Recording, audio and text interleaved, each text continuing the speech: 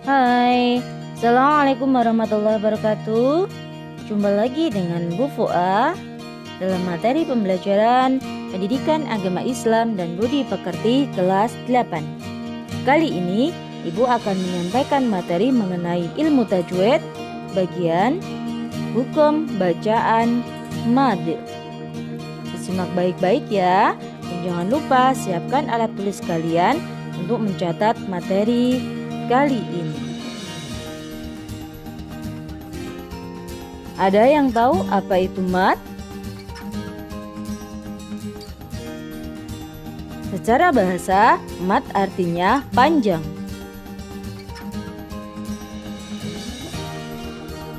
Sedangkan pengertian secara istilah mad adalah memanjangkan bunyi bacaan ketika membaca ayat-ayat suci Al-Quran.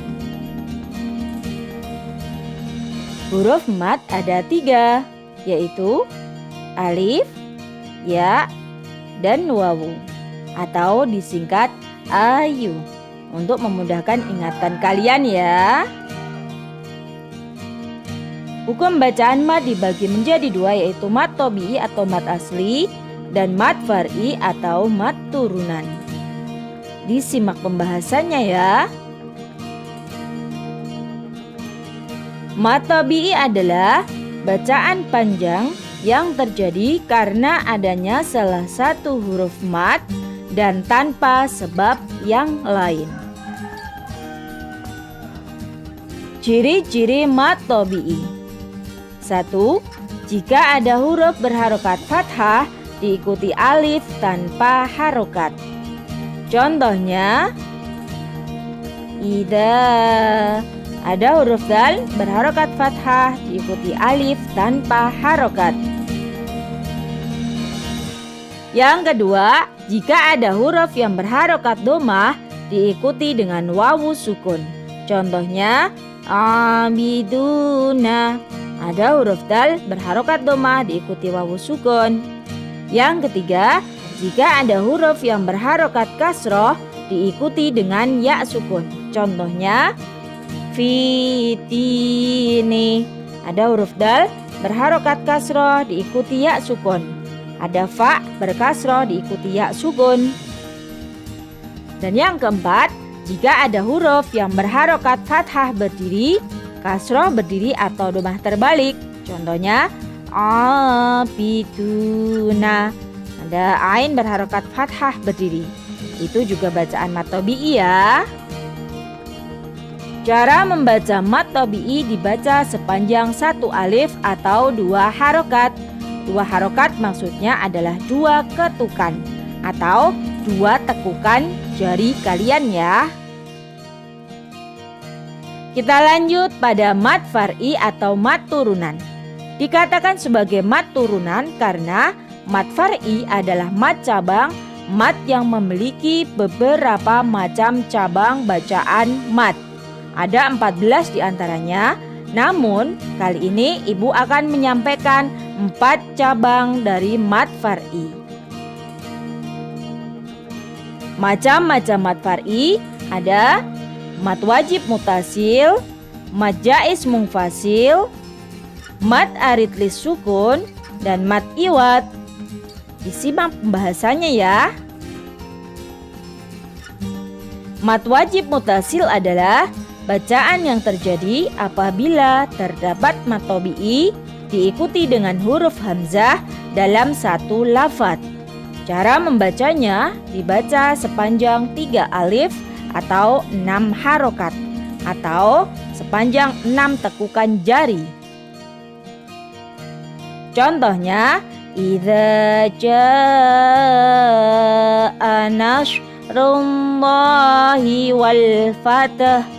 Nah, itu ada huruf jim berharokat fathah diikuti alif tanpa harokat, itu adalah mad tobi'i, dan dia bertemu dengan hamzah dalam satu lafal.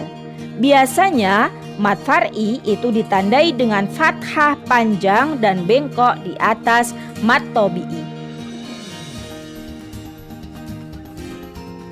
Yang kedua adalah mad jaiz mungfasil, yaitu bacaan yang terjadi apabila terdapat mat tabi'i yang diikuti hamzah, namun hamzahnya berada di lafadz yang berbeda. Cara membacanya bisa dibaca 1 alif atau 2 alif maupun 2,5 alif. Contohnya, wala antum aabiduna ma a'bud. Nah, itu ada mat tabi'i bertemu dengan alif. Alif itu sama dengan hamzah ya. Namun hamzahnya berada di lain lafal dan sudah jelas pasti ditandai dengan fathah panjang.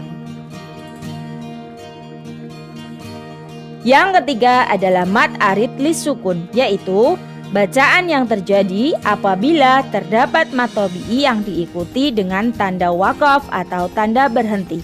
Atau dengan kata lain, mat tabi'i berada di akhir ayat. Cara membacanya dibaca bisa 1 alif, 2 alif, maupun bisa 3 alif. Contohnya, iyyaka na'budu wa iyyaka nasta'in. Nah, itu ada ain berkasroh diikuti ya sukun dan belakangnya tentunya ada tanda wakaf ya.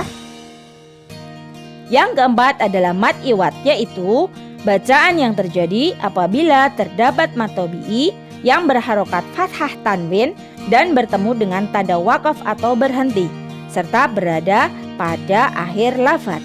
Cara membacanya dibaca fathah saja dan sepanjang 1 alif atau 2 harokat ya, karena berada di akhir dan dia berharokat fathah tanwin, maka membacanya adalah dengan cara fathah saja.